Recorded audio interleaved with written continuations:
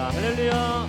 우리 다 함께 자리에서 일어나서 우리의 예배를 받으시는 주님께 우리 기쁨의 찬양의 고백으로 함께 나아가기 원합니다.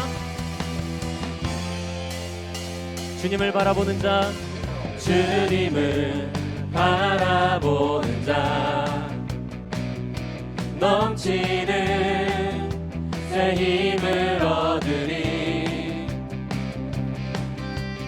독수리 날개 쳐오르듯 일어나 주를 노래하리. 다시 한번 고백합시다. 주님을 바라보는 자, 넘치는 새 힘을 얻으리. 독수리 날개 쳐오르듯 일어나 주를 노래하리. 내 소망 나의 힘 나의 구원 되신 주, 주님 같은 분 없네. 주님 같은 분 없네. 내 생명 나의 꿈 나의 전부 되신 주, 주님 같은 분 없네. 주님 같은 분 없네. 아멘. 그 주님을 바라보며 나아갈 때 독수리 날개쳐 올라온 것 같은 새 힘을 허락하여 주실 줄로 믿습니다. 온 세상 지으신 창조주, 그분은 능력의 하나님. 약한 자 들어쓰시며 약한 자 들어쓰시며 넘치는 새 힘을 주시니. 자, 우리의 소망 되신 주님을 찬양합시다. 내 소망 나의 힘 나의 구원 되신 주, 주님 같은 분 없네. 주님 같은 분 없네. 내 생명 나의 꿈 나의 전부 되신 주, 주님 같은 분 없네. 자, 우리 다시 한번 선포합시다. 내 소망 내 소망 나의 힘 나의 구원 되신 주, 주님 같은 분 없네. 주님 같은 분 없네. 내 생명 나의 꿈 나의 전부 되신 주, 주님 같은 분 없네. 주님 같은 분 없네.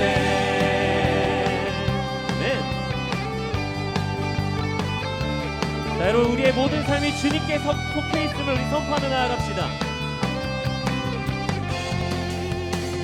나의 모든 것은 주의 손에 속했네. 나의 모든 길은 주가 인도하시네. 자, 다시 한번 나의 모든 것은 주의 손에 속했네. 나의 모든 길을 나의 모든 길은 주가 인도하시네. 난 일어서리. 난 달려가리. 주 능력으로 난 일어서리라. 내 소망 나의 힘 나의 구원 되신 주, 주님 같은 분 없네. 주님 같은 분 없네. 내 생명 나의 꿈 나의 전부 되신 주, 주님 같은 분 없네. 자, 우리의 소망 되신 주님을 찬양할까요? 내 소망 나의 힘 나의 구원 되신 주, 주님 같은 분 없네. 주님 같은 분 없네. 내 생명 나의 꿈 나의 전부 되신 주, 주님 같은 분 없네. 주님 같은 분 없네.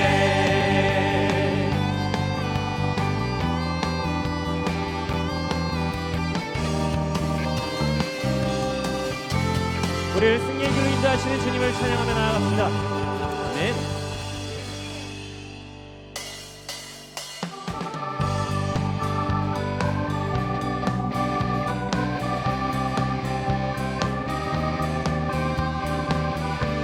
자, 우리의 삶을 인도하시는 우리의 목자 되신 주님 함께 찬양할까요? 나보다 나를 잘 아시는 주님, 내가 주를 떠나 어디로 가겠나이까. 나 어딜 가든지 주의 손이 나를 인도하시며 주의 오른손이 나를 붙드시리라. 나를 창세전부터 계획하시고 지금까지 인도하시네. 하나님이여 주의 생각이 어찌 그리 모배로우신지요. 나의 생각보다 나의 뜻보다 더 크고 놀라우신 주님. 하나님이여 나를 살피사 나의 마음을 아시오니 나를 영원한 길로 인도하소서. 다시 한번 찬양할까요? 나보다 나를 잘 아시는 주님, 내가 주를 떠나 어디로 가겠나이까. 나 어디 가든지 주 손이 나를 인도하시며 주의 오른손이 나를 붙드시리다. 나를 창세전부터 계획하시고 지금까지 인도하시네.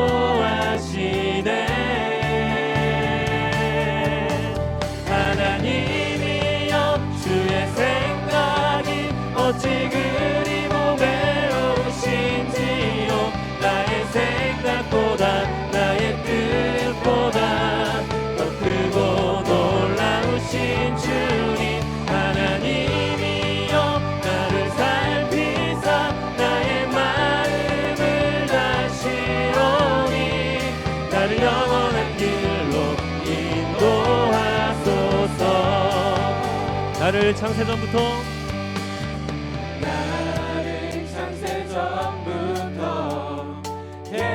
계획하시고 지금까지 인도하시네. 자, 다시 한번 고백하며 나아갑시다. 나를 창세전부터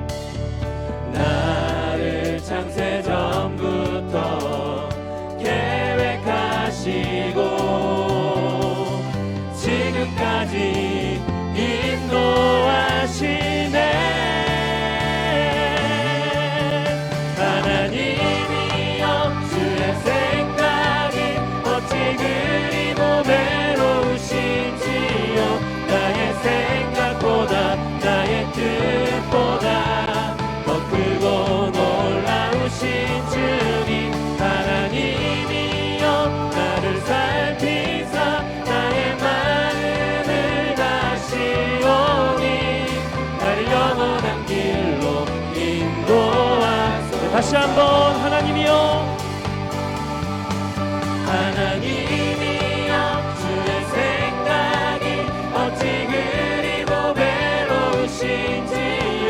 나의 생각보다 나의 뜻보다 더 크고 놀라우신 주님. 하나님이여 나를 살피사 나의 마음을 아시오니 나를 영원한 길로 인도하소서. 아멘. 자, 우리 우리를 생명의 길로 인도하시는 그 주님을 찬양합시다. 우리의 힘과 능력 되신 그 주님을 예배합니다. 아멘.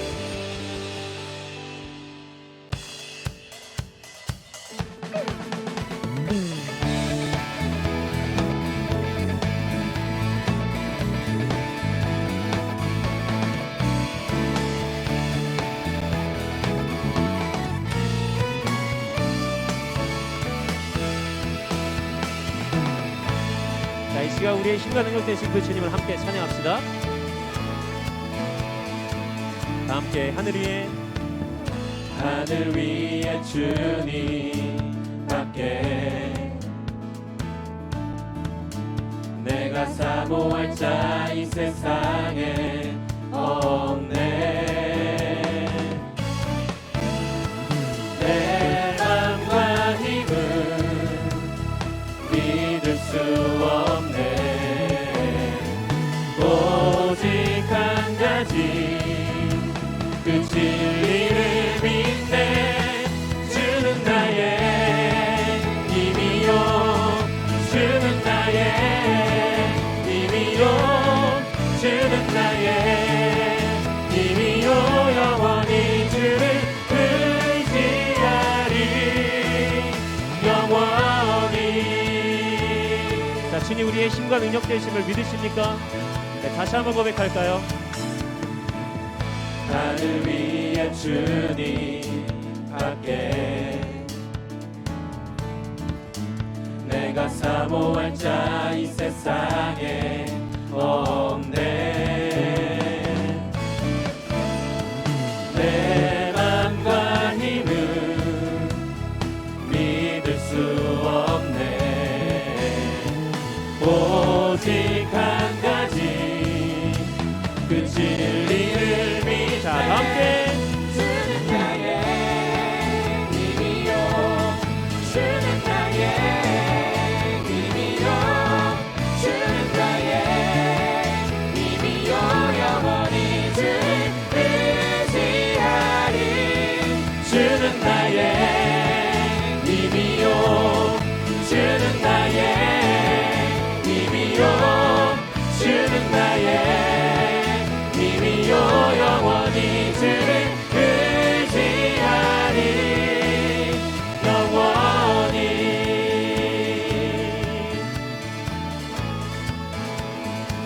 내 맘과 힘은 내 맘과 힘은 믿을 수 없네.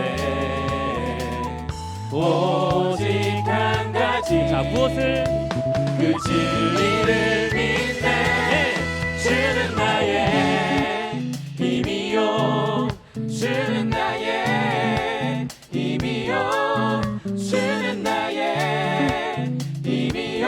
영원히 주를 의지하리. 주는 나의 힘이요, 주는 나의 힘이요, 주는 나의 힘이요. 영원히 주를 의지하리. 자, 주는 나의 힘이요, 주는 나의 힘이요, 주는 나의 힘이요. 영원히 주를 우리 다시 한번 믿음으로 선포합시다. 주는 나의 힘이요, 주는 나의 힘이요, 주는 나의 힘이요. 영원히 주를 의지하리. 다시 한번 선포합시다. 의지하리, 영원히. 우리에게 힘과 능력 주시는 그 주님을 찬양합시다. 주님, 그 주님 바라보며 나아갑니다.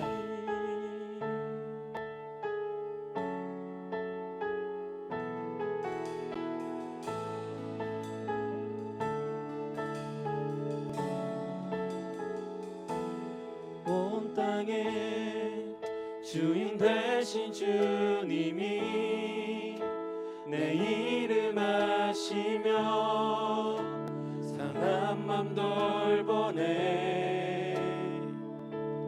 어둠을 밝히시 비치는 새벽별 방황하는 내 맘 주의 길 비추시네.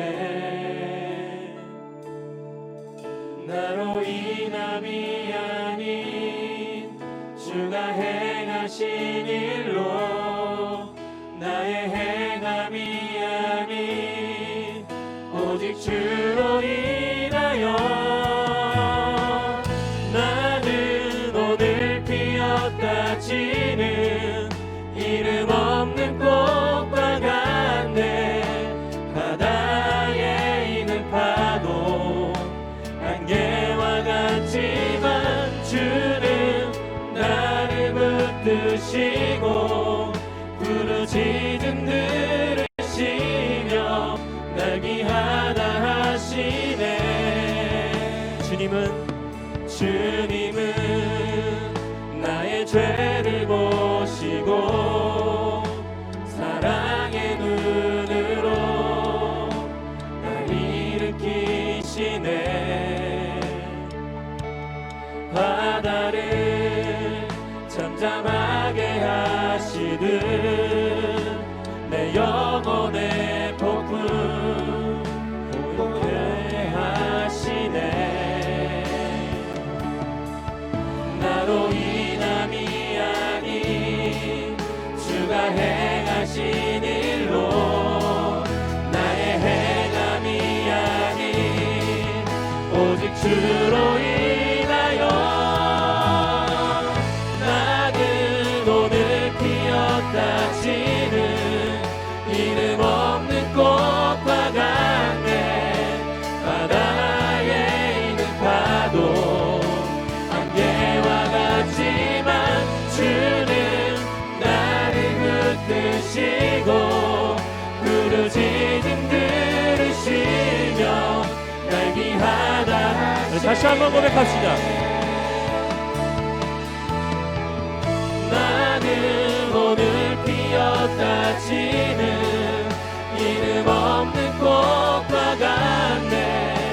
바다에 있는 파도 안개와 같지만 주는 나를 붙드시고 부르짖음 들으시며 날 귀하다 하시네. 나 오직 주의 것, 나 오직 주의 것, 나 오직 주의 것, 나 오직 주의 것. 우리 믿음으로 고백하며 나아갑시다. 나 오직 주의 것, 나 오직 주의 것. 나는 오늘 피었다 지는 이름 없는 꽃과 같네. 바다에 있는 파도 안개와 같지만 주는 나를 붙드시고 부르짖음 들으시며 날 귀하다 하시네. 네, 다시 한번 나는 오늘 피었다 지는 이름 없는 꽃과 같네. 바다에 있는 파도 안개와 같지만 주는 나를 붙드시고 부르짖음 들으시며 날 귀하다 하시네. 목마른 나의 영혼 주를 부르니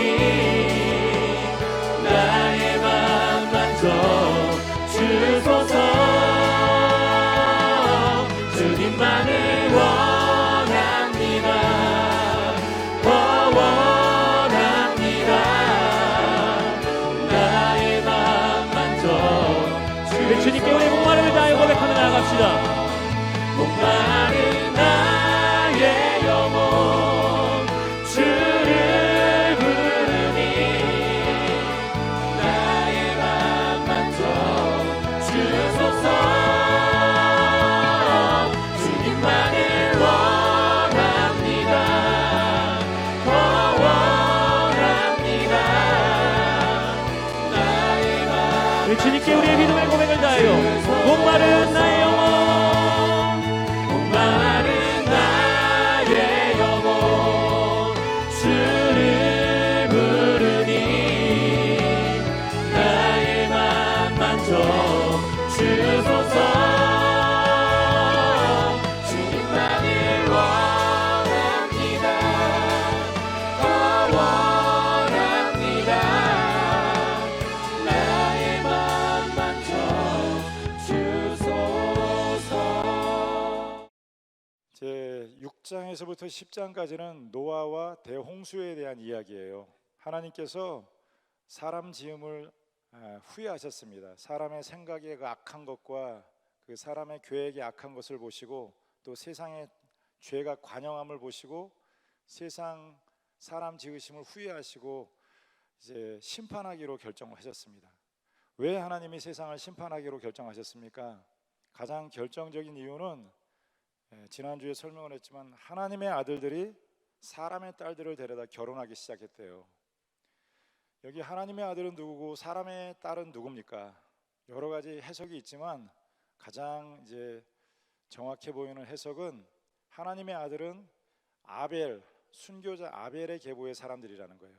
물론 아벨의 아들은 아니지만 아벨을 대신해 주신 셋의 자녀 에노스라고 하는 자가 여호와의 이름을 불렀더라. 하나님의 계보로 계속 이어져 갑니다. 근데 가인은 계속해서 에덴의 동쪽으로 하나님을 피해서 도망갑니다. 그리고 완전히 하나님과 등지고 하나님을 버린 민족이 됐어요. 이 두 계보가 창세기 4장까지 내려옵니다. 가인의 계보가 있고 아벨의 계보가 있어요. 이 가인의 계보는 사람의 딸이라고 보는 게 맞고 아벨의 계보를 하나님의 아들이라고 보는 게 맞습니다. 이 두 계보는 섞일 수가 없습니다. 그런데 가인의 아들들이 이 아벨의 자녀 하나님의 아들들이 세상 딸들의 아름다움을 보고 취해서 그들을 데려다가 결혼하기 시작했다 그래요. 이 말은 그냥 간단히 얘기하면 믿음으로 살아야 될 하나님의 사람들이 세상 사람들의 아름다움에 취해서 그리로 갔다는 거예요. 세상의 아름다움, 세상이 너무 커 보여요. 세상이 너무 아름다워 보입니다. 그리고 거기 취해서 갔다는 거예요. 노아의 홍수가 일어난 이유는 바로 여기 있다는 것입니다. 심판은 세상 죄인들 때문에 일어난 게 아니라 마땅히 하나님의 뜻대로 살아가야 될 하나님의 백성들이 그 하나님을 버린 세상의 딸들과 섞여 살기 시작하면서 심판이 임하기 시작했다는 것입니다. 세상이 타락한다고 하나님이 심판하지 않습니다. 왜냐하면 세상은 원래 그래요. 세상은 원래 타락한 것입니다. 너무나 당연한 일입니다. 가인의 후예가 갈 데가 어디 있겠습니까? 오로지 삶의 목표라는 것은 육신의 정욕과 안목의 정욕, 이생의 자랑, 그게 유일한 삶의 이유예요. 하나님은 가인의 후예 때문에 세상을 심판하지 않고요, 오히려 하나님의 자녀들이 세상을 닮아갈 때 그로 인해서 세상을 심판하신다는 거예요. 하나님의 자녀들이 믿음을 포기할 때, 하나님의 자녀들이 믿음의 정결을 잃어버렸을 때, 예배를 포기하고 기도를 포기하고 하나님 섬김을 포기하고 우상을 숭배하기 시작했을 때, 그때 하나님은 사람 지음을 후회하시고 세상을 심판하기로 결정하셨다는 거예요. 왜 그렇습니까? 세상이 아무리 타락해도 하나님의 사람들이 서 있으면 세상을 변화시킬 소망이 있습니다. 하나님은 그 하나님의 사람들을 소망의 통로로 사용하시고 생명의 통로로 사용하세요. 근데 그 하나님의 사람마저 타락하고 부패해서 하나님을 완전히 떠나게 된다면 더 이상 세상을 변화시킬 수 있는 가능성이 없는 것이죠. 사탄은 어떻게 하나님의 아들들을 유혹합니까? 사탄은 그 유혹의 본질이 아름다움에 있대요. 세상이 아름다운 것 같아요. 교회 다니는 자매들보다 세상 자매가 아름다운가 봐요. 그리고 그걸 보고 하나님의 아들들이 쫓아가기 시작했다는 거예요. 제가 아는 젊은 청년 중에서도 그 아름다운 여자를 쫓아가다가 그냥 결혼에 오로지 조건이 예쁜 거, 그거 보고 갔다가 패가망신한 친구들이 몇이 있습니다. 저도 군대 제대하고 24살 때 제 친구가 여자친구를 하나 소개시켜 준다는 거예요. 그래서 나가봤는데 손가락마다 반지를 다 끼고 있어요. 요즘에는 흔하지만 그 당시엔 그렇게 흔하지 않았습니다. 금속공예과를 하고 연극을 한대요. 그리고 그 당시 흔치 않은 타투도 있고 나중에 보니까 담배도 피더라고요. 제가 전화번호를 물어봤더니 감당할 수 있겠어요? 그러는 거예요. 그래서 할 수 있다. 그 전화번호를 받았습니다. 근데 계속 고민이 돼요. 저는 신학교를 다니는 사람이고 목회를 해야 될 사람인데 될까? 그러다 전화번호를 버렸거든요. 근데 만약에 내가 그 사람하고 결혼을 했다면 어떻게 됐을까요? 아마 이막순 목사는 없겠죠. 사탄이 하와를 유혹할 때도 먹음직스럽고 보암직스럽고 지혜롭게 할 만큼 탐스러운 것으로 유혹을 했다 그래요.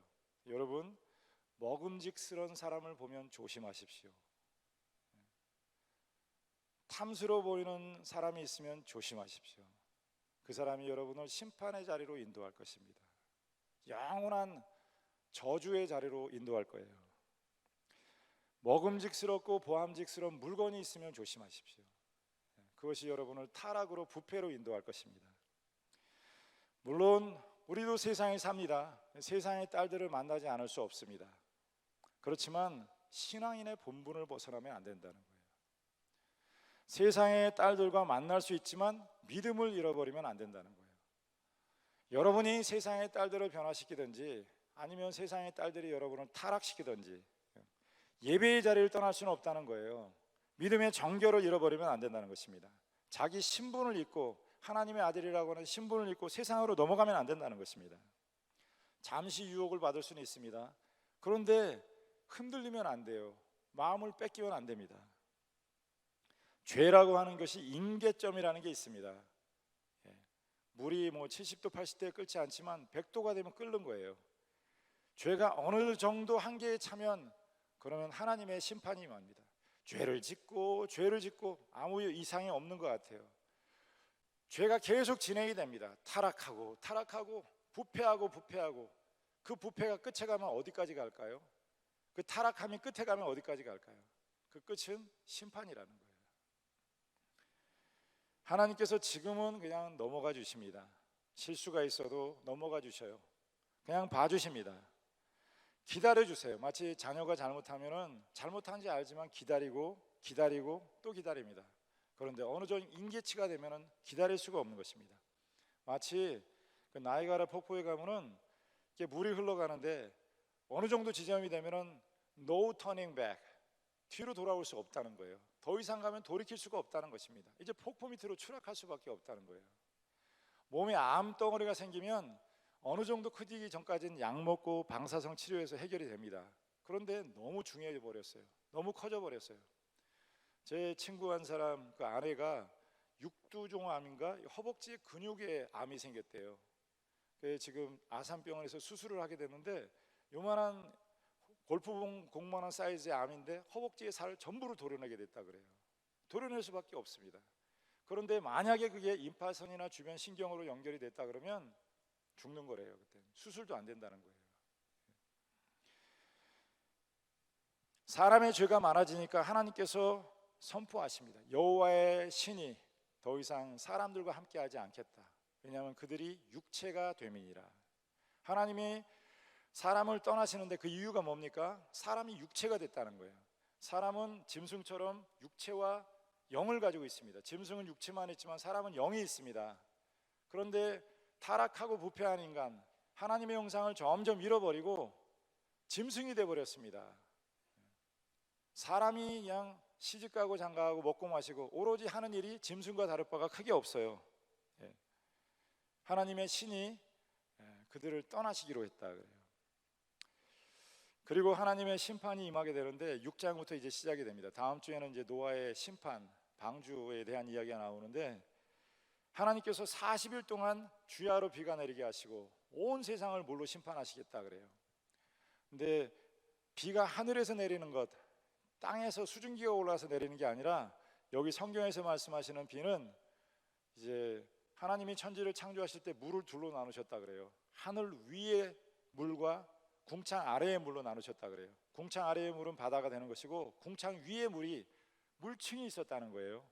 그래서 노아 이전의 사람들은 뭐 무두셀라는 969년을 살고 라멕은 930년을 살고 그런데 그게 우연히 있는 일이 아니라 그 물층으로 인해서 자외선 같은 해로운 전파들이 차단이 돼서 오래 살았다는 거예요. 근데 그게 뚜껑이 열려버렸습니다. 땅을 향해서 그 물층이 다 쏟아지기 시작했다는 것입니다. 땅의 샘이 터지기 시작했습니다. 또 바다와 물이 동해안에 우리 강릉에 같이 갔는데 이렇게 라인을 누가 거는 것 같아요. 물이 땅을 침범하지 않습니다. 근데 하나님께서 그 경계를 흩어놓으셨다 그래요. 물이 땅을 침범하기 시작했어요. 40주야로 비를 내렸습니다. 이 땅의 모든 땅이 물로 다 뒤덮이게 됐습니다. 하나님이 지면에 있는 모든 생명체를 다 쓸어가 버리셨다고 합니다. 여러분, 타락하고 극에 달하면 그 끝은 어디 갈까요? 요즘에 보면 정말 세상이 악해졌다 생각이 드는 게, 아니 어떻게 엄마가 애 손바닥을 후라이팬에 지질 수가 있습니까? 그건 동물들도 자기 새끼는 아끼는 것인데 어떻게 사람이 30 중반밖에 안 된 젊은 여자더라고요. 애를 말을 안 듣는다고 50cm, 70cm 되는 가방에다 집어넣어서 7시간을 가둬놨대요. 얼마나 고통스러웠을까요? 얼마나 끔찍한 일이에요. 그렇게 해서 죽었다 그래요. 숨이 막혀서. 부패하고 더 이상 부패할 것이 없어지면 그러면 그때는 심판으로 가는 것입니다. 왜 하나님이 세상을 심판하십니까? 단순하게 말하면 죄 때문에, 믿지 않는 자의 죄뿐 아니라 예수 믿는 자의 죄 때문에. 사람들은 이 세상이 영원할 거라고 생각해요. 하나님의 심판이 없다고 생각합니다. 끝없이 죄를 짓습니다. 근데 지금 창세기 강해를 시작했는데 어떻게 이 세상이 지금 이 창세기의 상황과 이렇게 정확하게 맞아떨어지는지 모르겠어요. 지난주에 코로나에 걸린 사람이 140만 명이랍니다. 죽은 사람이 4만 명이래요. 이 코로나가 어디로까지 갈지 모르겠어요. 그동안 뭐 글로벌 가버넌스, 뭐 지구적인 통치 다 헛된 말이 돼버렸습니다. 아무런 통치력이 없어요. 미국 초강국 인공위성을 띄우는 나라인데 대책이 없습니다. 백신이 언제 나올지 아무도 몰라요. 아마 제가 짐작컨대 올해 말까지, 내년까지도 여러분 마스크 쓰고 다녀야 될지도 모르겠어요. 내년 말까지 아니라 여러분 죽을 때까지 마스크 쓰고 다녀야 될지도 모르겠습니다. 아니 다음 주에 극한 말로 이야기하면 여기 있는 분들 중에서 여기 못 올 사람들도 있을지 몰라요. 뉴욕에서 목회하는 후배 목사에게 얘기를 들어보니까 교인 중 한 사람이 아이를 출산했는데 그 코로나에 걸렸습니다. 병원에 입원을 했는데 원래 기저질환이 폐질환이 있는 사람이래요. 병원에서 죽었습니다. 마지막 죽기 전에 태어난 자기 아이를 보는데 만질 수 없어요. 유리창을 사이에 두고 그 아이를 그리워하다가 죽었어요. 그리고 장례도 치를 수 없대요. 그 화장해서 요만큼 재만 왔다고 그래요. 지금 노아 심판 때처럼 턱 밑에까지 심판이 임하고 있습니다. 이것이 어디로까지 갈지 아무도 몰라요. 노아 시대 때는 물로 심판을 했습니다. 소돔과 고모라 때는 불로 심판을 했습니다. 온 인류가 죄를 지음으로 하나님이 이 땅을 심판하기로 결심을 하셨다. 6장 5절 6절을 보면은 여호와께서 사람의 죄악이 온 세상에 가득함과 그의 마음으로 생각하는 모든 계획이 항상 악할 뿐임을 보시고 땅 위에 사람 지으셨음을 한탄하사 마음에 근심하시고. 죄라고 하는 게 바이러스하고 너무 비슷합니다.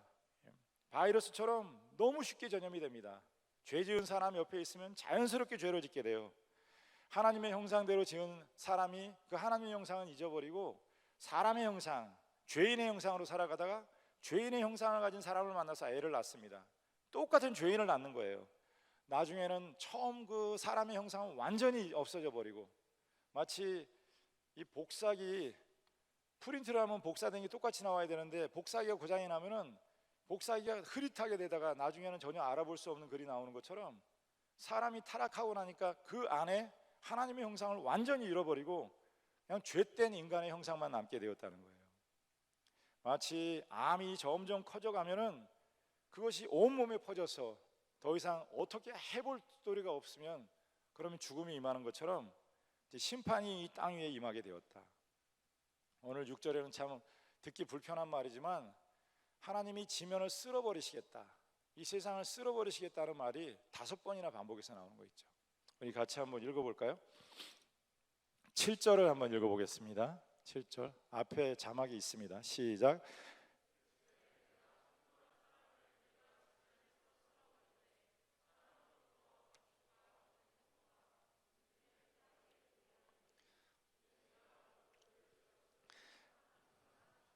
하나님이 창조한 사람을 지면에서 쓸어버리는데 사람뿐 아니라 가축까지도 다 쓸어버리시겠다 그래요. 또 13절을 한번 읽어보겠습니다. 13절 시작.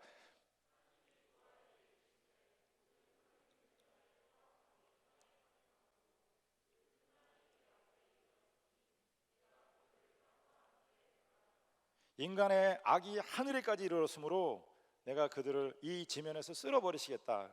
또 17절 시작.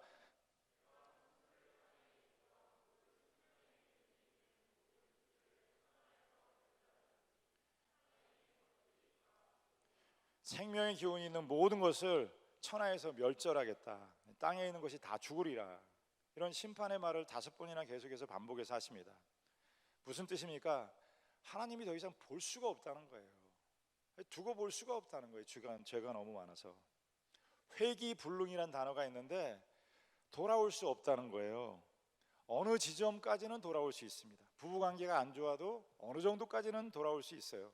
근데 그 지점을 지나오면은 돌아올 수가 없습니다. 고무줄이 어느 정도까지 늘어뜨리면 다시 원상태를 복귀하지만 너무 늘어뜨리면 나중에는 원상태를 완전히 잃어버리게 되는 것 같아요. 어느 정도까지는 돌아올 기회가 있습니다. 지금은 아직 기회가 있습니다. 지금 하나님께로 돌아올 기회가 있는데, 그런데 그 죄가 관영하여서 어느 정도 임계점에 비치게 되면 그러면 더 이상 돌아올 수가 없다는 거예요. 하나님께서는 노아를 통해서 세상을 심판할 계획을 말씀하십니다. 이 말씀은 노아에게 하신 말씀이거든요. 지금 5번 심판을 말씀하신 거예요. 그만큼 하나님께서 노아에게 그 아픈 마음을 얘기를 하시는 것 같아요. 120년 동안 너는 산 꼭대기에다 방주를 지어라. 방주를 짓는데 바닷가에다 짓지 않는 게 아니라 산 꼭대기에다 방주를 지으래요. 노아도 굉장히 고통스러운 삶을 살았을 것 같아요.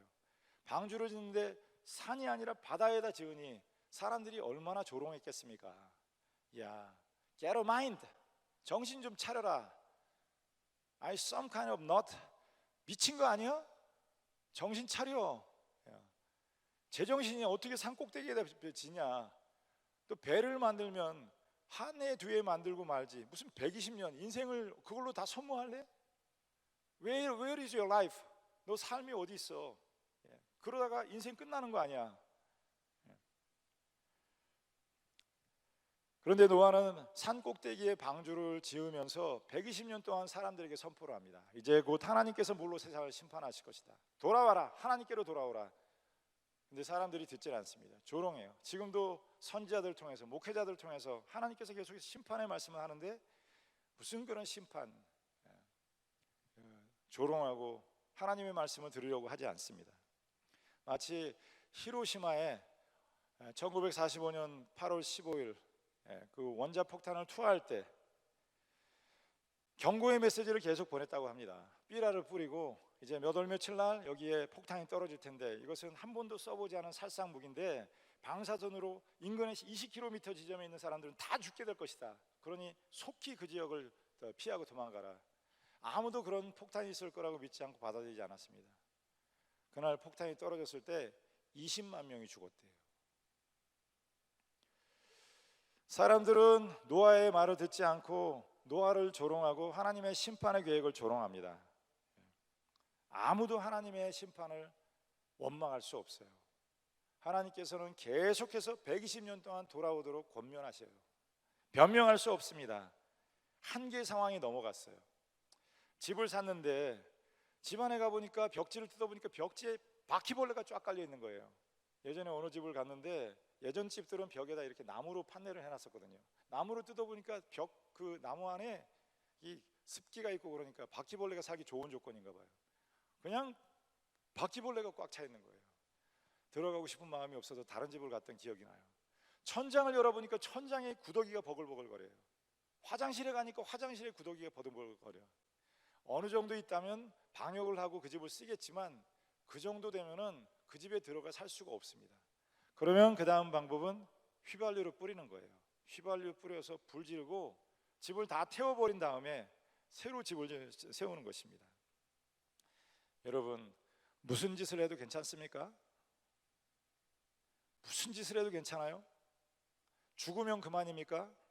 그렇지 않습니다. 죽으면서부터 시작되는 거예요. 천추의 한이 될 만한 일이 그때부터 시작이 된다는 거예요. 반드시 지옥이 있습니다. 성경 말씀을 1.1억도 땅에 떨어지지 않는다고 하는데 반드시 지옥이 있습니다.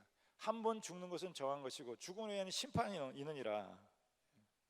회개하지 않으면, 하나님께로 돌아오지 않으면 노아를 통해서 또 소돔과 고모라의 심판, 그런 심판을 경험하게 될 것이라는 거예요. 그런 엄중한 말씀이 나오는 중에 갑자기 툭 노아라고 하는 사람의 이야기가 튀어나옵니다. 3절에 걸쳐서 노아에 대해 얘기하는데, 하나님은 심판으로 인류를 완전히 종교시킨 게 아니라 노아를 생명이 이어지는 통로로 사용하시고 하나님이 소망을 이어가는 통로로 사용하셨다는 거예요. 이 노아는 도대체 어떤 사람이길래 하나님이 그를 사용하셨을까?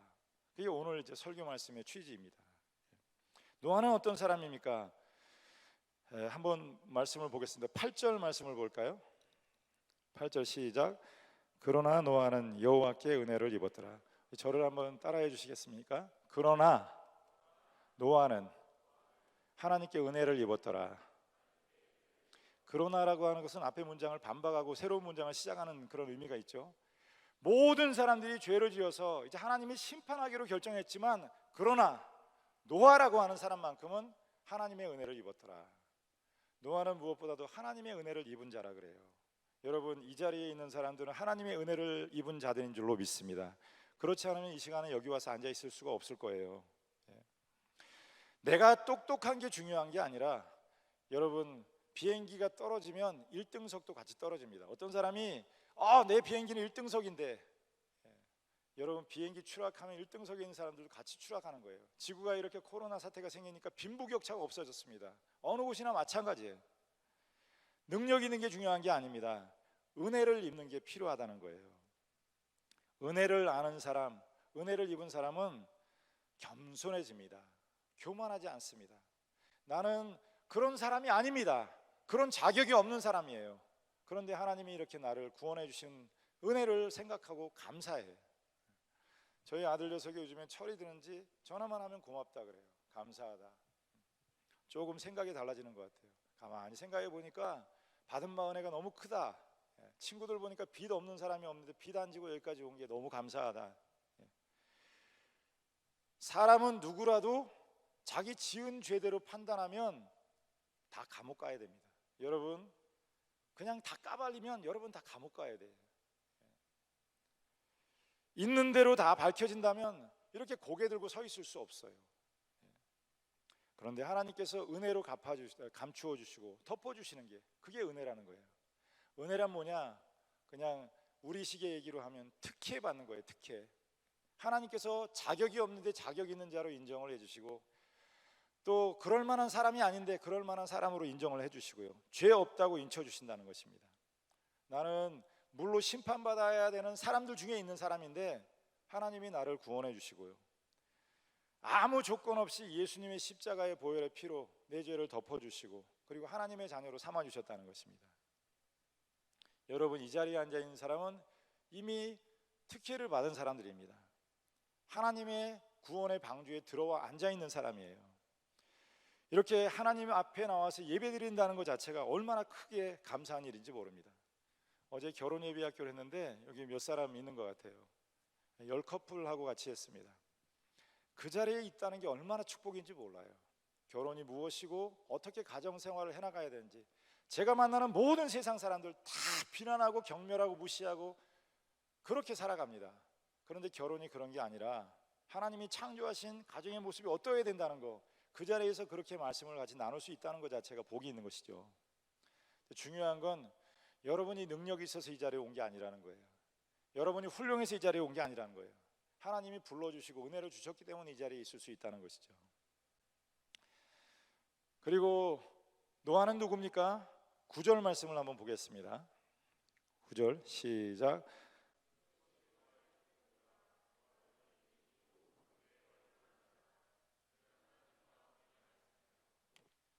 노아를 가리켜서 뭐라고 하냐면 그는 의인이고 당대의 완전한 자라. 노아를 가리켜서 의인이고 당대의 완전한 자라 그래요. 이건 참 놀라운 말이에요.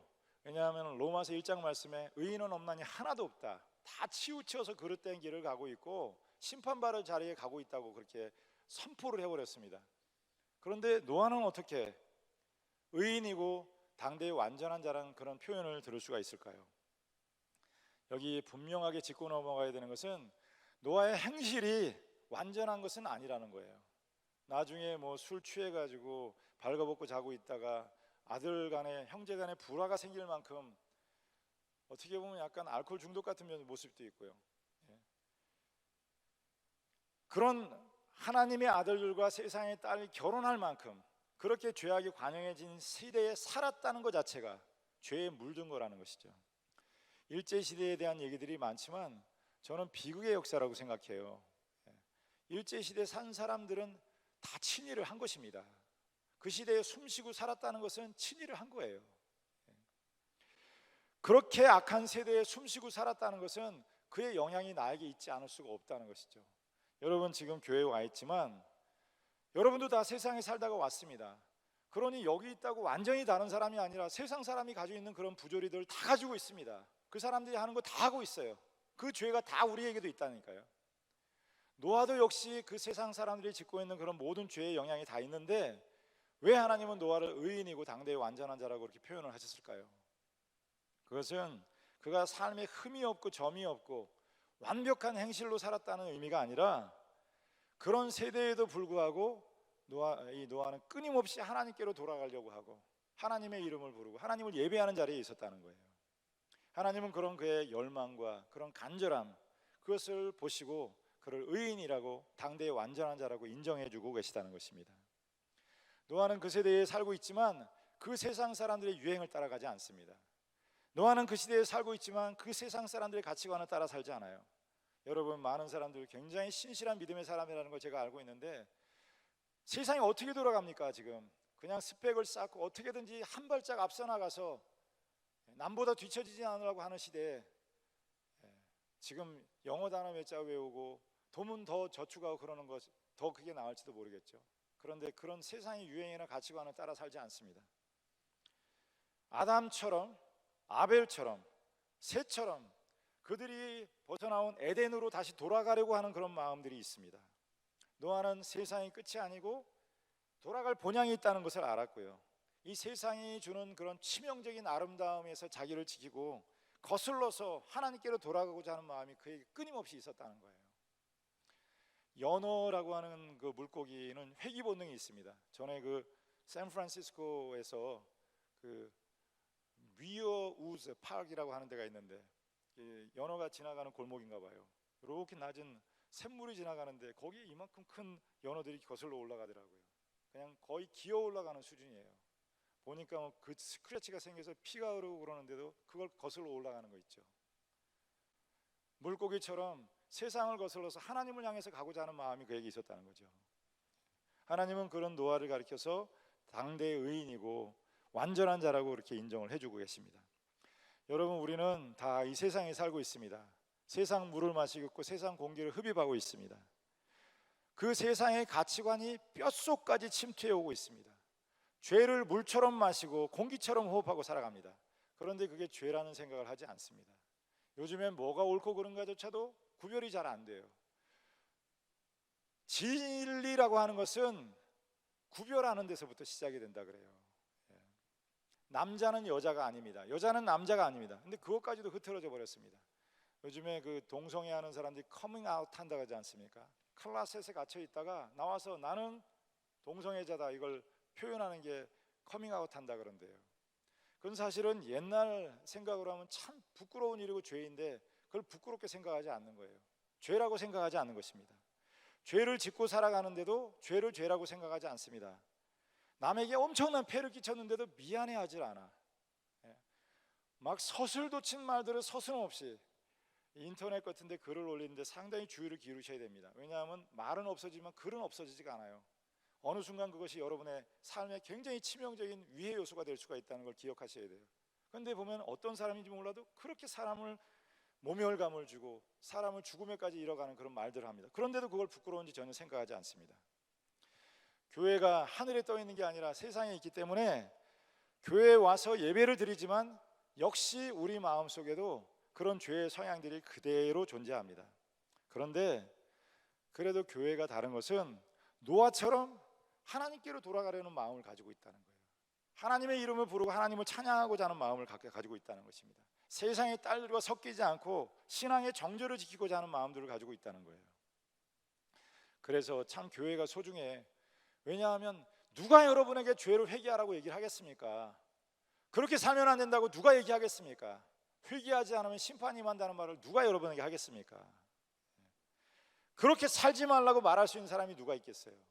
가정생활 그렇게 하는 게 아니다, 그렇게 얘기할 수 있는 사람이 누가 있겠습니까? 기적 같은 사실은 노아는 그 악한 시대에 살았지만 하나님 앞에서 의인이고 당대의 완전한 자라는 그런 칭호를 받았다는 거예요. 저는 우리 사랑하는 청년들이 이 시대의 노아가 되기를 바랍니다. 하나님 앞에 인정받는 그런 신앙이 되기를 주님의 이름으로 축원합니다. 노아가 좋기는 하지만 한편으로는 또 얼마나 외로웠겠습니까? 세상 사람들 다 그렇게 살아가는데 나 혼자 산 위에서 방주를 짓는 삶이 그렇게 녹록하진 않았을 것 같아요. 얼마나 사람들이 그를 비웃었을까? 얼마나 조롱했을까? 그리고 세 번째 성경에서 노아에 대해서 말씀하시는 것은요, 9절 하반부예요. 9절을 다시 한번 볼까요? 다시 한번 읽어보겠습니다. 시작.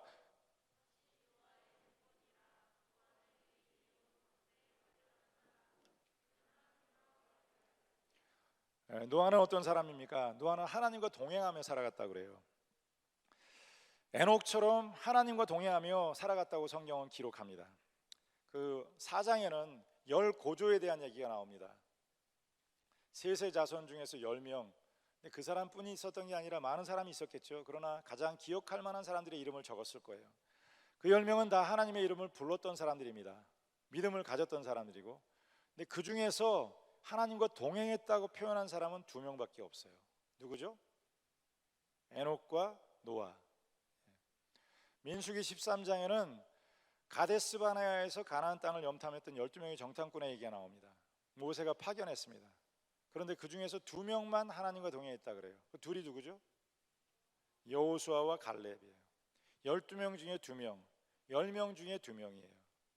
그 얘기는 믿는다고 다 하나님과 동행하는 것은 아니라는 얘기죠. 여기에 많은 청년들이 있지만 다 하나님과 동행하는 것은 아닙니다. 단지 10%, 20%, 10명에 2명, 12명에 2명만 하나님과 동행하고 있었다는 거예요. 동행한다는 건 뭡니까? 동행은 필요할 때 잠깐 만나는 사람 동행 아닙니다. 저는 나름대로 친구에 대한 기준이 있는데, 친구는 아무 이유 없어도 만나는 사람이 친구예요. 친구는 아무 이유 없어도 전화해서 통화하는 사람이 친구예요. 제 가까운 친구 중에 하나가 여기 왕십리에 있는 꽃제교회라고 있어요. 그 목사님이 저랑 아주 친한 친구인데 지난번에는 문자를 보냈어요. 이제 절교해야 되겠대. 왜 그러냐? 내가 뭐 실수했냐? 그랬더니 친구가 한 달 동안 전화도 안 하고 만나지도 않는 게 무슨 친구냐? 자주 만나자 그런 뜻이겠죠. 동행한다는 것은 지나가다 잠깐 만나는 사람 동행 아닙니다. 어떤 일로 만나는 사람도 동행 아닙니다. 순간적으로 만나는 게 아니라 계속 지속적으로 만나는 게 동행이에요. 우리 인간관계에서 굳이 표현하자면 부부관계 같은 거 있죠. 부부관계. 결혼하면 부부는 좋으나 싫으나 죽을 때나 죽음이 갈라놓을 때까지 늘 동행합니다. 그게 동행입니다. 근데 가끔 참 좀 우울한 얘기 들을 때 있는데 썬데이 크리스찬, 오로지 일요일 하루만 크리스찬이에요. 요즘엔 주일도 주일 하루 종일이 주일이 아니라 주일날 예배드리는 1시간만 주일이에요. 아침에 7시에 예배를 한다니까 너무들 좋아하더라고. 왜 그러냐니까 7시 얼른 예배드리고 놀러 가려고 그런다고 그래요. 그 사람에게는 주일은 아침 1시간만 주일이고 나머지는 주일이 아닌 거죠. 그건 동행이라고 하지 않습니다. 하나님과 동행하고 살았다. 그거는 월요일이든 화요일이든 매 순간 하나님의 이름을 부르고 하나님과 함께 살아갔다는 그런 뜻이겠죠. 하나님께서는 그런 노아를 사랑하시고 노아를 생명의 통로로 또 소망의 통로로 삼기로 결정하셨습니다. 하나님과 어떻게 하면 동행할 수 있을까요? 사람은 만나서 차를 마시면 되고 만나서 식사를 같이 하면 되고, 같이 여행도 하고, 같이 길을 걸어가면 동행할 수 있습니다. 동행, 함께 걸어가는 길이라는 뜻이죠. 하나님과는 어떻게 동행을 합니까? 하나님은 영이시니 사람이 아니신데 그 하나님과 어떻게 동행할 수 있습니까? 이 말을 잘 풀어서 얘기하면, 하나님과 동행한다는 것은 하나님을 예배하는 예배자로 살아간다는 의미가 있습니다. 하나님은 영이시니 신령과 진정으로 예배할지니라. 우리는 세상에서 일상적인 삶에서 하나님을 만나기 어렵습니다. 예배라고 하는 것은 하나님과의 만남의 장소예요. 이 시간은 독특한 시간입니다. 오로지 하나님을 만나기 위해서만 고안되어 있는 시간이고, 교회라고 하는 건물은 다른 목적이 없어요. 오로지 하나님과의 만남을 위해서 성별된 자리가 교회예요. 하나님은 그렇게 예배하는 자를 축복하신다고 말씀하세요. 예배하는 자에게 축복인데 무슨 축복이 있습니까? 두 가지. 예배하는 자는 자기를 의지하지 않습니다. 세상을 살지만 내 주먹, 내 지식, 내 힘을 의지하지 않습니다. 하나님을 의지하고 살아가요. 또 예배하는 자에게 축복이 있는데 무슨 축복이 있습니까? 자기 마음대로 살질 않아요. 세상 사람들은 자기 마음대로 삽니다. 자기 내키는 대로 살아요. 교회는 나오는데 마음 내키면 오고 마음 내키면 안 오고, 그런 건 동행이 아니죠. 우리 문제는 다 내 마음대로 한다는 거예요. 하나님을 믿는 것도 내 마음대로야. 기분 좋으면 믿고 기분 안 좋으면 안 믿고, 기분 좋으면 하나님 믿고 기분 없으면 하나님이 없고, 내 마음대로 살고 내 마음대로 먹고 내가 하고 싶은 대로 하고 살고 싶은 대로 살아가요. 그걸 성경에서는 죄라고 그래요. 죄. 늘 하나님을 예배하는 사람은 하나님의 뜻을 먼저 생각하기 때문에 죄를 짓기가 어려워요. 여러분, 지금 주일날 교회에 와 있는 여러분을 주님의 이름으로 축복합니다. 여러분이 이 자리에 있다는 것은 참 귀한 일이에요. 왜냐하면 교회에 와 있다는 것은 죄를 덜 짓는다는 의미가 있어요. 적어도 예배드리는 시간만큼은 사람 미워하지 않습니다. 적어도 예배드리는 시간만큼은 음란한 생각하지 않아요. 적어도 예배드리는 시간만큼은 탐욕스러운 생각을 하지 않아요. 아직까지 제가 20년 목회했지만 본당에서 담배 피는 사람은 못 봤어요. 교회에서 이따금씩 결혼식을 할 때가 있어요. 그러면 교인들뿐 아니라 세상 사람들도 많이 옵니다. 그런데 신기한 거는 교회를 싫어하고 증오하는 사람들도 본당에서는 담배를 안 펴. 교회에 들어오면 남 욕도 잘 안 합니다. 쌍스러운 말도 안 해요. 여기도 담배 피는 인간들이 있겠지만 교회에 와서는 담배를 안 핍니다. 만나교회는 그 담배 피는 사람을 위해서 흡연 부스를 만들어 놨다 그래요. 근데 뭐 굳이 그럴 필요가 있을까? 세상에서 알아서 다 피는데 여기까지 와서 피라고 그걸 만들어 줄 필요가 있을까? 그래도 여기 와 있는 만큼이라도 죄를 저지르도록 하는 게 낫지 않겠는가? 심지어는 이제 교회 주차장도 오픈을 하는데 주중에는 이웃들이 주차를 합니다. 교회 주차장에서도 담배를 안 펴요. 여러분, 어떻게 하면 죄를 멀리하고 살 수 있겠습니까? 방법은 단순합니다. 교회에서 살면 돼요. 교회에서 살면 돼요. 매일 하루에 한 번씩 교회로 온다. 그만큼 여러분 죄 짓기가 어려워져요. 그런데 하나님을 떠나 있는 만큼 그 공간만큼 죄가 여러분을 침입할 수 있다는 것을 기억해야 된다는 것입니다. 교회는 주일날만 오는 곳이라고 생각하는데 주중에 늘 교회는 항상 사람들로 가득해 있어요. 며칠 전에는 사무실에 있는데 누가 이렇게 노크를 하셔서 보니까 우리 교회 여자 성도님 한 분이 들어오셨어요. 들어오시라, 너무 마음이 힘든 일이 있어서 기도를 좀 부탁하려고 왔다. 기도하자 그랬더니 의자에 안 앉고 바닥에 무릎을 꿇고 앉으시는 거예요. 그러시지 말고 의자에 앉으시라. 그래도 굳이 그 시멘트 바닥에 무릎을 꿇고 앉으시고 기도를 해달라 그래요. 그래서 제가 이렇게 머리에 손을 얹고 기도를 해드렸더니 눈물을 많이 흘리시더라고요. 제가 얘기할 수 없는 어려운 인생의 문제가 있습니다. 그리고 문을 나가면서 너무 마음이 가벼워졌어요. 한 주일 동안 잠을 한순간도 못 잤는데 그렇게 와서 기도하고 나서 한 주일 동안 잠을 잘 잤다고, 하나님께서 평안한 마음을 주셨다는 거예요. 여러분도 혹시 어려운 일이 있으면 언제든지 찾아오십시오. 함께 의논할 수 있고요, 해결할 수 있어요. 하나님이 함께 하시면 고쳐질 수 있습니다. 교회에 왔다는 것 자체가 이미 하나님의 지배를 받기 시작한다는 것입니다. 여러분이 누군가가 중요하지 않아요. 여러분이 어떤 직책을 가졌고 어떤 학교를 나왔고 어떻게 대단한 사람인가가 중요하지 않다고요. 여러분이 어느 자리에 앉아 있느냐가 중요한 것입니다. 여러분이 아무리 고매한 인격을 가지고 있다 그래도 술집에 가서 앉아 있으면 술꾼이 되는 것입니다. 도박장에 가서 앉아 있으면 도박꾼이 되는 것입니다. 그런데 교회에 와서 앉아 있으면 지난주 아무리 엄한 삶을 살았다 그래도 성도가 되는 거예요. 유산이라고 하는 것은 아무리 착하다고 모범적인 삶을 살았다고 유산을 물려주는 게 아니에요. 정말 개망나니 같은 아들이라 그래도 유산은 그 아들에게 물려지는 것입니다. 누가 하나님의 자녀가 되는 것입니까? 누가 하나님의 유산을 물려받는 것입니까? 그럼 구원받은 자가 되는 것이지 착하게 산 사람, 세상에서 인정받을 만한 삶을 살았다고 되는 게 아니라는 거예요. 여러분의 직책이 중요한 게 아니라, 여러분 자리가 중요한 게 아니라 어디에 앉아 있느냐, 누구하고 함께 하느냐. 하나님의 이름을 부르는 사람들과 함께 있으면 하나님의 아들이 되는 것이고, 하나님을 완전히 떠난 가인의 자녀들과 함께 있으면 여러분도 역시 그 중에 하나가 될 수밖에 없다는 것이죠. 은혜를 받으면 자꾸 죄가 싫어져요. 그런 생각도 하고 싶지 않아요. 뭐 서울에 있던 어떤 사람이 저한테 그래요. 성남에는 술집뿐이 없다고. 그렇게 술집이 많다 그래요. 내 눈에는 아무것도 안 보이는데 그놈은 맨날 술집만 다니니까 술집만 보이는 거예요. 자기 눈에 보이는 대로 보는 것입니다, 사람은. 은혜를 받으면 더 이상 그게 그렇게 좋아 보이질 않습니다.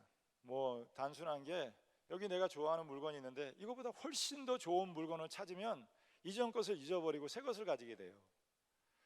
예전에 내가 아무리 좋아했던 것이 있어도 그거보다 더 귀한 가치를 가진 것을 발견하면 예전 것을 잃어버리게 된다는 거예요. 세상에 하나님보다 귀한 가치가 어디 있겠습니까? 하나님보다 아름다우신 분이 어디 있겠습니까? 그분보다 더 지혜로운 분이 어디 있겠습니까? 그래서 누구든지 하나님을 제대로 발견하게 되면 사도 바울처럼 내가 가진 모든 것을 배설물처럼 여긴다, 똥처럼 생각한다는 거예요. 바울도 나름대로 자랑할 게 많습니다. 집안 배경 빵빵합니다. 가진 것도 많습니다. 배운 것도 많아요. 여러분 중에 누가 로마서나 갈라디아서 같은 거 제대로 이해라도 하겠습니까? 그런 사람이에요.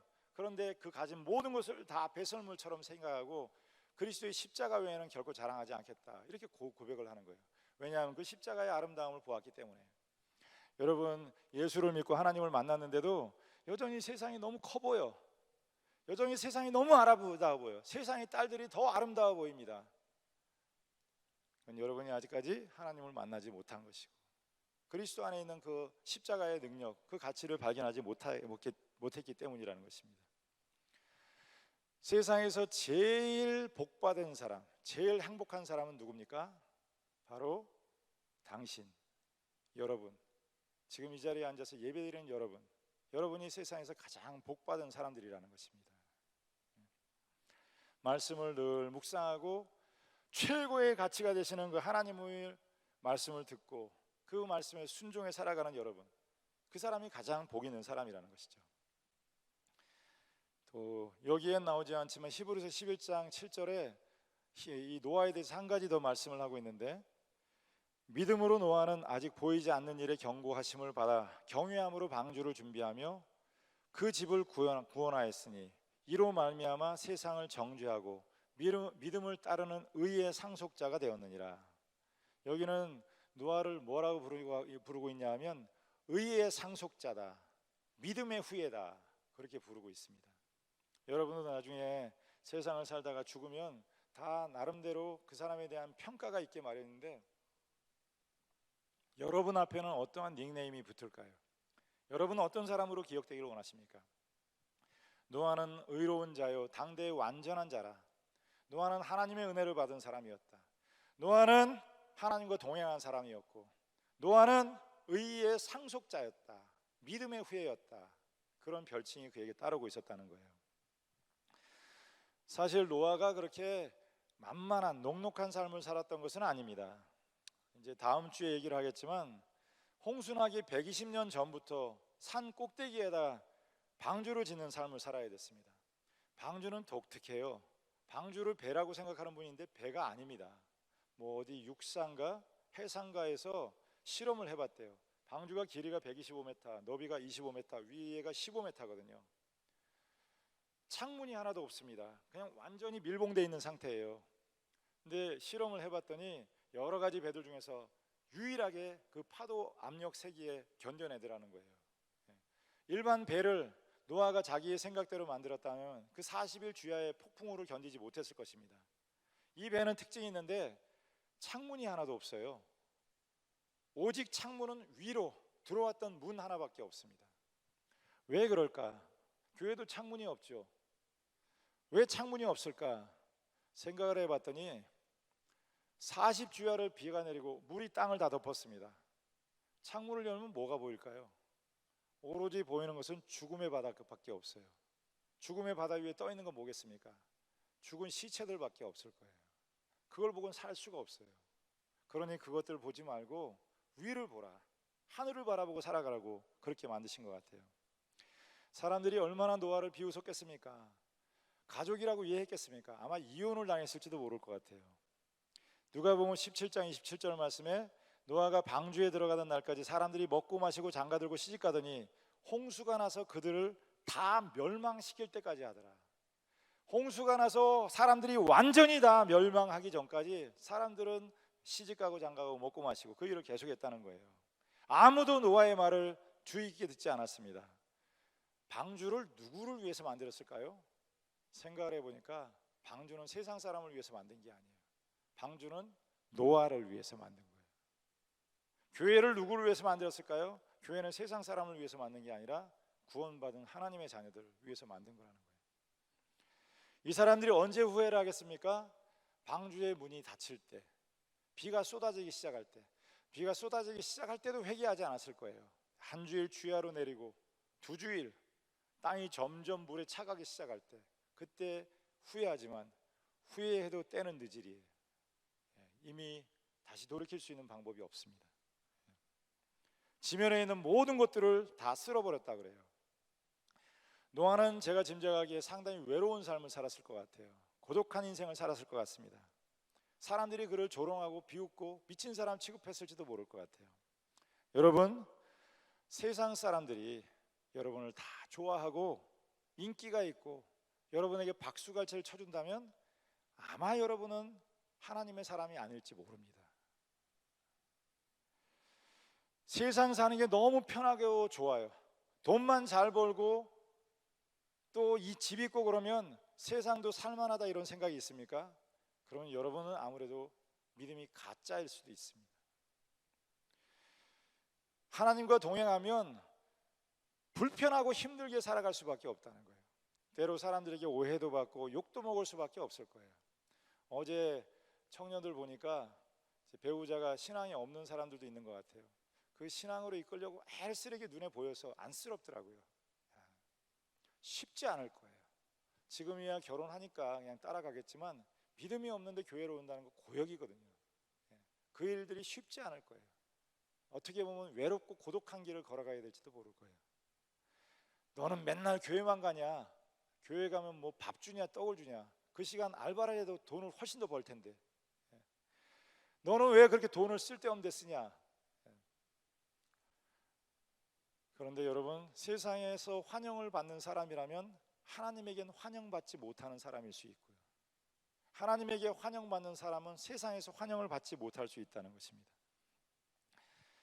노아는 어떤 사람입니까? 하나님의 사람들이 세상 사람들과 섞여 살아갈 때 그들의 방법을 따라 살지 않습니다. 그리고 자기의 믿음의 정절을 끝까지 지키고 갑니다. 하나님은 그를 당대의 완전한 자라, 의인이라고 칭해 주시고요, 또 그는 늘 예배를 통해서 하나님과 동행하는 그런 사람이었다는 것이죠. 이 사랑하는 청년 여러분, 여러분도 노아가 되시기 바랍니다. 이 시대의 노아가 돼서 하나님 앞에 인정받는 그런 청년들이 되기를 주님의 이름으로 축원합니다.